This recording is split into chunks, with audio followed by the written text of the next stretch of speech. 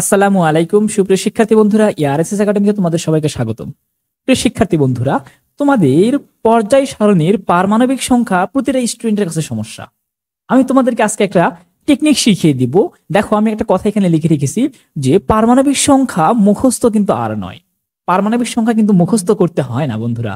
মুখস্থ ছাড়াও পারমাণবিক সংখ্যা খুব সহজেই তুমি একটা টেকনিক অবলম্বন করে যে কোনো মৌলের পারমাণবিক সংখ্যা বের করতে পারো।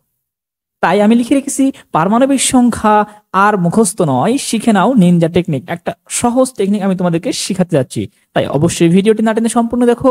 তবে তোমাদের কাছে একটা রিকোয়েস্ট না করলেই নয়, তোমরা যারা আমার চ্যানেলে নতুন অথবা আমার ভিডিও দেখো কিন্তু চ্যানেলটিকে সাবস্ক্রাইব করোনি, তাদের কাছে রিকোয়েস্ট থাকবে অবশ্যই চ্যানেলটিকে সাবস্ক্রাইব করে বেল নোটিফিকেশন অন করে রাখবে।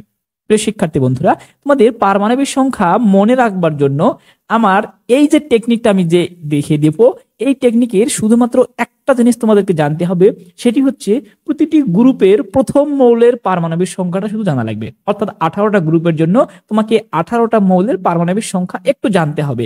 এটুকু কিছু করার নেই, এটুকু জানতেই হবে। এটুকু জানলে তুমি ইনশাল্লাহ পুরো পর্যায় সারণীর 118টা মৌলের পারমাণবিক সংখ্যা বের করতে পারবে। দেখো, আমি এখানে তোমাদের জন্য আমি এটাকে লিখতেছি হচ্ছে ম্যাজিক সংখ্যা। ম্যাজিক সংখ্যা, দেখো বন্ধুরা, আমরা এটাকে ম্যাজিক সংখ্যা বলতে পারি। খেয়াল করো এদিকে যে ম্যাজিক সংখ্যা প্রথমত আমরা নিব হচ্ছে 1 থেকে 3 নাম্বার গ্রুপের জন্য। 1 থেকে 3 নাম্বার গ্রুপের জন্য একটি ম্যাজিক সংখ্যা পাবো, সেটি হচ্ছে 2, 8, 8, 18, 18, 32। এই সংখ্যাটা মনে রাখা কিন্তু খুব কঠিন ব্যাপার নয়। এই সংখ্যাটা যদি মনে থাকে তাহলেই দেখো 1 থেকে 3 নাম্বার গ্রুপের জন্য প্রতিটি মৌলের পারমাণবিক সংখ্যা তোমরা খুব সহজে বের করতে পারবে। তো বন্ধুরা, এর জন্য প্রথম মৌলের পারমাণবিক সংখ্যা কিন্তু জানতে হবে। আমি এখন দেখিয়ে দিচ্ছি। ধরে নাও গ্রুপ 1 এর প্রথম মৌলটা কি? হাইড্রোজেন। দেখো তো হাইড্রোজেনের পারমাণবিক সংখ্যা কত বন্ধুরা? 1।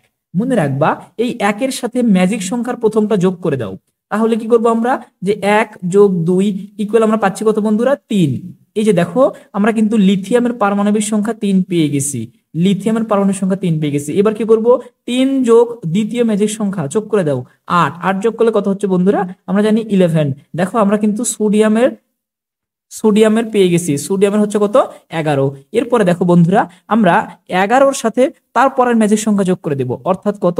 8। 8 যোগ করে দিলে কত হচ্ছে বন্ধুরা? 19। 8 যোগ করে দিলে হচ্ছে কত? 19। দেখো, আমরা পরবর্তী ম্যাজিক সংখ্যা পরবর্তী পারমাণবিক সংখ্যা অর্থাৎ কি বলে পটাশিয়ামের পারমাণবিক সংখ্যা পেয়ে গেলাম 19। এভাবে তোমাদের এই যে গ্রুপের প্রতিটি মৌলের ক্ষেত্রে বের করতে পারবে। আমি কিন্তু বাকিগুলো আর বের করে দিচ্ছি না, মনে রাখবা এভাবে বের করে নিতে পারবে। এরপর দেখো বন্ধুরা, শুধু একটু টেকনিক শিখে দিচ্ছি। সেটা হচ্ছে যে 2 নাম্বার গ্রুপটা যেহেতু দ্বিতীয় পর্যায় থেকে শুরু হয়েছে, তোমাদের একটু জানতে হবে। যেহেতু পর্যায় সারণীর 2 নাম্বার গ্রুপটা শুরু হয়েছে 2 নাম্বার পর্যায় থেকে, তাই ম্যাজিক সংখ্যারও 2 নাম্বার থেকে শুরু হবে। ব্যাপারটা কেমন দেখো, 2 নাম্বার গ্রুপের প্রথম মৌলের নাম কি বন্ধুরা? বেরিলিয়াম। 2 নাম্বার গ্রুপের প্রথম মৌলের নাম হচ্ছে বেরিলিয়াম, যার পারমাণবিক সংখ্যা কত? 4। এখন 4-এর সঙ্গে আমি যদি 2 যোগ করি তাহলে কিন্তু হবে না। কেন হবে না? কারণ এটি পর্যায় 2 থেকে শুরু হয়েছে, তাই এটাকেও শুরু করতে হবে 2 নাম্বার থেকে, অর্থাৎ এখান থেকে শুরু করতে হবে। তাহলে যোগ কত? 8। অর্থাৎ আমরা পাচ্ছি কত বন্ধুরা? 12। দেখো, আমরা কিন্তু ম্যাগনেসিয়াম পেয়ে গেছি। এরপরে তার সঙ্গে আবার হচ্ছে পরবর্তী 8 যোগ করে দাও, তাহলে পাচ্ছি কত? 20। দেখো, আমরা পরবর্তী ক্যালসিয়াম পেয়ে গেছি। এভাবে কিন্তু আমরা পেয়ে যাব। এরপরে দেখো বন্ধুরা, তোমাদেরকে এই যে 2 নাম্বার গ্রুপ গেল, এরপরে যদি আমি 3 নাম্বার গ্রুপের ক্ষেত্রে বলি, গ্রুপ 3-এর ক্ষেত্রে দেখো 3 নাম্বার গ্রুপ শুরু হয়েছে কিন্তু 4 নাম্বার পর্যায় থেকে। 3 নাম্বার গ্রুপটা শুরু হয়েছে 4 নাম্বার পর্যায় থেকে, তাই আমাদের ম্যাজিক সংখ্যারও 4 নাম্বার থেকে নিতে হবে। দেখো, প্রথম মৌল 3 নাম্বার গ্রুপের প্রথম মৌল হচ্ছে স্ক্যান্ডিয়াম। স্ক্যান্ডিয়ামের হচ্ছে পারমাণবিক সংখ্যা 21 যোগ আমরা যদি 18 যোগ করে দেই তাহলে কত হচ্ছে বন্ধুরা? দেখো, 21 আর 18 যোগ করলে আমরা পেয়ে যাচ্ছি হচ্ছে 8 আর 1 9, এরপরে হচ্ছে 2 আর 1 3, অর্থাৎ 39। দেখো, আমরা কিন্তু স্ক্যান্ডিয়ামের নিচের মৌল অর্থাৎ ইট্রিয়ামের মৌলটা কিন্তু পারমাণবিক সংখ্যা পেয়ে গেলাম, ইট্রিয়াম। এরপরে দেখো বন্ধুরা, এভাবে তোমরা এর সঙ্গে পরবর্তীটা যোগ করে দাও, পরবর্তী 18। এর সঙ্গে পরবর্তী 18 যদি আমি যোগ করে দেই তাহলে আমি খুব সহজে পেয়ে যাচ্ছি। আমরা একটি ক্যালকুলেটর করে দেখি এটা কত হয়। দেখো বন্ধুরা, আমরা পেয়ে গেলাম হচ্ছে 57। তাহলে দেখো পরবর্তীতে এটা হচ্ছে ল্যান্থানাম। ল্যান্থানামের কিন্তু পারমাণবিক সংখ্যা 57।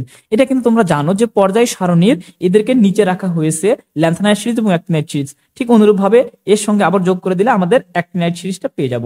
এভাবে 1 থেকে 3 নম্বর গ্রুপের ক্ষেত্রে এটি প্রযোজ্য। এবার দেখো আরেকটি ম্যাজিক সংখ্যা তোমাদেরকে জানতে হবে। ম্যাজিক সংখ্যা আর একটা আমরা সেটা নিব হচ্ছে 4 থেকে 12 নম্বর গ্রুপ। 4 থেকে 12 নম্বর গ্রুপের জন্য বন্ধুরা 4 থেকে 12 নম্বর গ্রুপের জন্য একটা ম্যাজিক সংখ্যা মনে রাখতে হবে, সেটি হচ্ছে যে 18 32 32। এই সংখ্যাটা যদি মনে রাখে তাহলে 4 থেকে 12 নম্বর গ্রুপের প্রত্যেকটি মৌলের জন্য পারমাণবিক সংখ্যা তুমি খুব সহজে বের করে নিতে পারবে।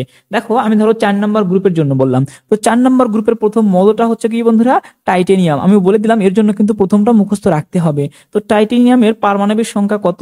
22।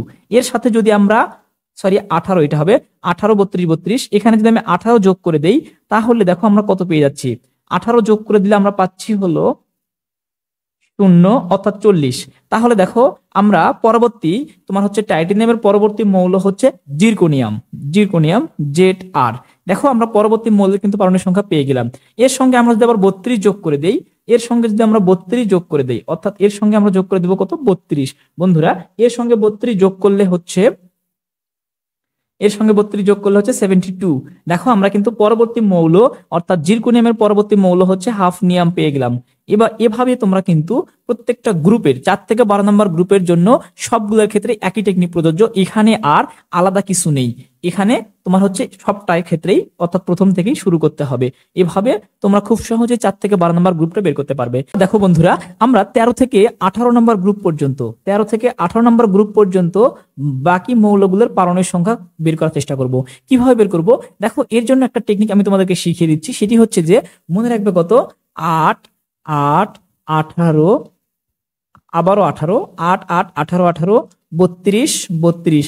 এবার দেখো 13 থেকে 18 নম্বর গ্রুপ পর্যন্ত আমরা খুব সহজে অনায়াসে বের করতে পারবো।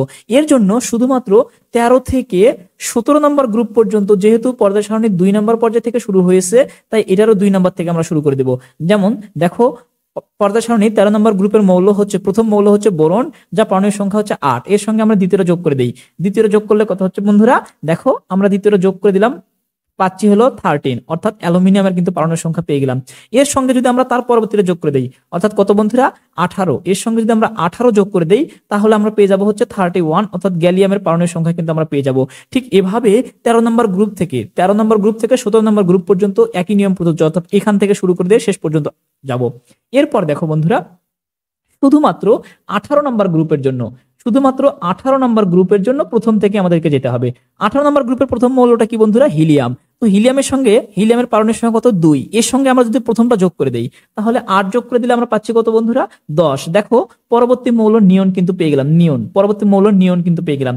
এর সঙ্গে দেখো আবারও আমি যোগ করব কত? দ্বিতীয়টা। এবার তাহলে 8 যোগ করে দিলাম, তাহলে পেয়ে গেলাম কত? 18। দেখো আমরা পেয়ে গেলাম তার পরবর্তী মৌল আর্গন। এর সঙ্গে যদি আমরা তার পরবর্তীটা যোগ করে দেই অর্থাৎ তোমার হচ্ছে 18 যোগ করে দেই, 18 সাথে এবার 18 যোগ করে দেব।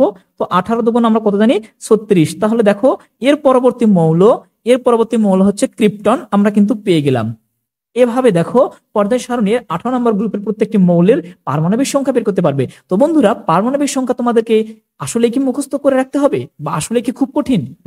দেখো আমরা কিন্তু অনেক সহজ টেকনিক শিখিয়ে দিলাম। যদি এভাবে কাজে লাগাতে পারো টেকনিকটাকে তাহলে তুমি পর্যায় সারণীর পারমাণবিক সংখ্যা নিয়ে আর টেনশন করতে হবে না। তো শিক্ষার্থী বন্ধুরা ভিডিওটি তোমাদের কাছে কেমন লাগলো সেটা অবশ্যই কমেন্টে জানিও। যদি ভালো লেগে থাকে বন্ধুদের মাঝে বেশি বেশি শেয়ার করে দিও। ধন্যবাদ।